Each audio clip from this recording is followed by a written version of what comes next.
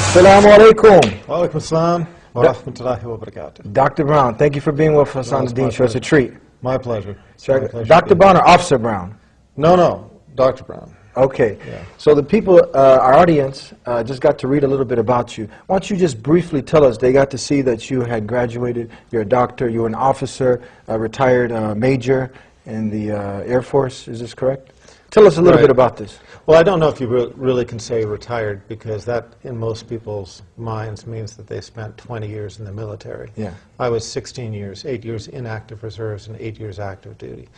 But the bottom line is that I'm an ophthalmologist. I'm a specialist in cataract and refractive surgery. I'm the medical director of a major eye center.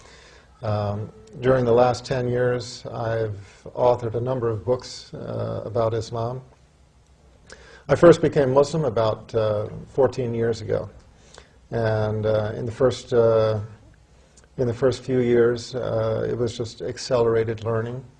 I got to a point where I realized that there was basically an absence of literature with regard to certain subjects, and I felt that void needed to be filled, and that's what started me on writing. So over the last 10 years, I wrote a series of 5 books.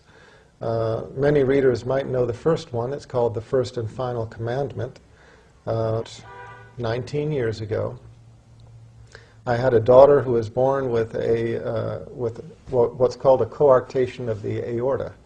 It's a lethal problem, meaning that a child born with this condition most often dies, and they usually die in a particularly bad way, meaning that they have open heart surgery, and then a few years later they repeat the open heart surgery, and then a few years later they repeat it. As the child is growing, they have to increase the size of the graft, and in the end these children die. So this was the first time when I got the news of her condition. This is the first time in my life I felt I had no control. I couldn't do anything about this situation. Every time before in my life when there was a problem, I dealt with it on my own. If I needed more money, I worked harder. If this needed fixing, I found somebody or I fixed it myself, etc., etc. And everybody knows what I'm talking about. When this baby was born, her name was Hannah, she went straight to the intensive care unit. Her body from here down was almost the color of my suit, closer to the color of your suit, just kind of a dusky gunmetal blue, because her body was not getting oxygen. Her body was literally starving in front of her eyes. Oxygen starved in front of her eyes. And that part of her body was literally dying. And when I saw that, like I said, it was the first time in my life that I needed to turn to some greater power. I was atheist up until then. I had been raised in a family that was basically Quaker, one of the Protestant sects, but not practicing. And I myself had never taken on any religion. So I had to leave the intensive care unit because they brought in a team of doctors, a team of specialists in the field.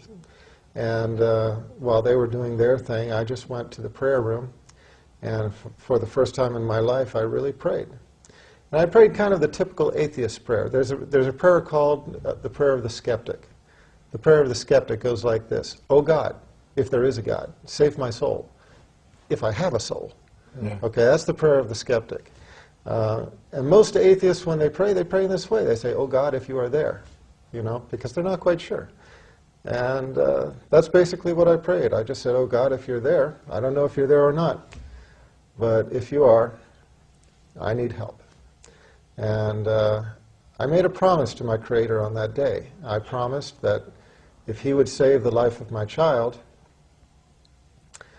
and then guide me to the religion that was most pleasing to Him, that I would follow. And that was the simple promise.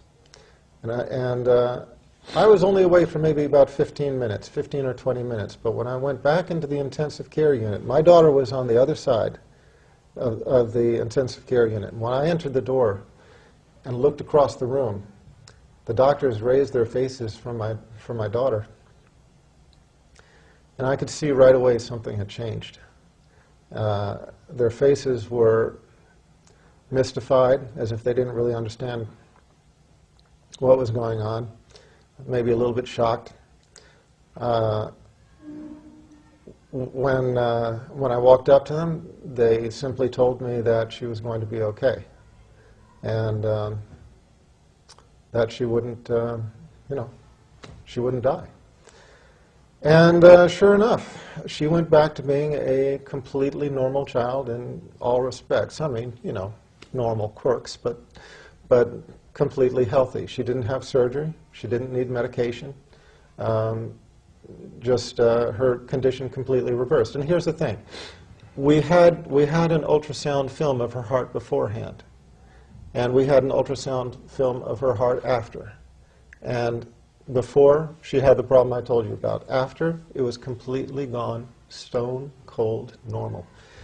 And the doctors, I remember the doctors sort of went through an explanation, trying to make sense of it to me, trying to make sense of it to themselves. And I feel that they bought that explanation, but I remember standing there looking at them just thinking, I know that explanation works for you, but it just doesn't work for me. I prayed this prayer. And I just have to believe that this was the hand of my Creator.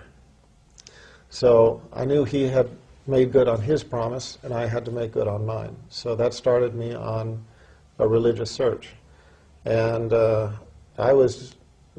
thought I would find the truth in Christianity. I studied Judaism first. That led me to studying Christianity. I thought I'd find the truth there for years. Years. I tried to convince myself. I tried to become Christian. I went to Seventh-day Adventist, Mormon, Quaker, Southern Baptist, Roman Catholic, Greek Orthodox. I don't know exactly how many different sects, how many different churches I went to, trying to find the truth of Christianity. And I always kept coming up against the same thing. I always kept liking some part of it, but having trouble with others. And when it came down to the tenets of faith, I would talk to the priests, and I would say, well, how about this? And they couldn't explain it. And how about that? And they couldn't explain that. And, well, what about this? They'd kind of shrug their shoulders, and I'd just say, well, thanks anyway, and move on to the next congregation.